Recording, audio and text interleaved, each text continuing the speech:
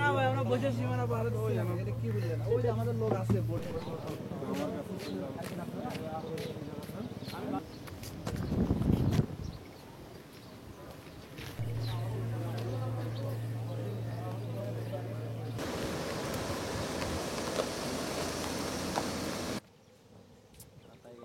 আপনারা একটু সাইডে যান প্লিজ। নিয়মিত গোলাগুলি হচ্ছে, এই গোলাগুলির কারণে যেটা হয় যখন কোথাও যুদ্ধ চলে তার আশেপাশের এলাকায় এটার একটা প্রভাব পড়ে। তো সেই প্রভাবটা হয়তো আমরা ফিল করছি।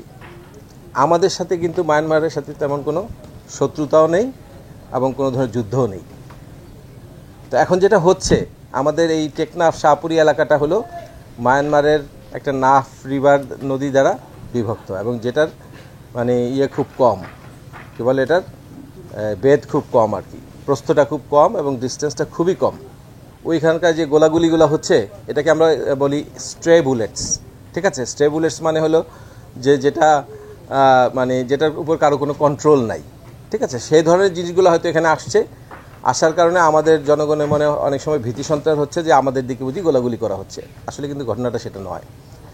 তো এটা আসলে ওদেরই গোলাগুলির একটা কি বলে এটাকে ইফেক্ট আমাদের উপর এসে পড়ছে।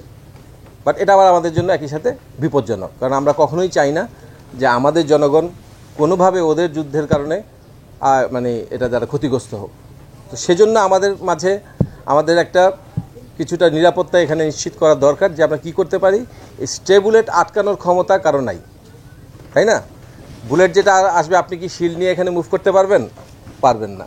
সো যেহেতু কেউই এই শিল্ড নিয়ে মুভ করতে পারবে না, সুতরাং এই স্ট্রে বুলেটকে প্রোটেক্ট করার ক্ষমতা কারো নাই। আমি হয়তো মায়ানমারের সাথে যদি আমাদের কেউ তাক করে গুলি করে, আমি এটাকে তার এগেনস্টে গুলি করে তাকে মানে তার এগেনস্টে আমি অ্যাকশন নিতে পারি বা আমাদের জনগণকে ওই ক্ষেত্রে রক্ষা করতে পারি আমি গোলাগুলি করে, কিন্তু সেটা হয়ে যাবে আমাদের সাথে ওদের যুদ্ধের সামিল, যেটা আমরা কখনোই করবো না বা এই ধরনের কোনো পরিস্থিতিও এখনো তৈরি হয়নি।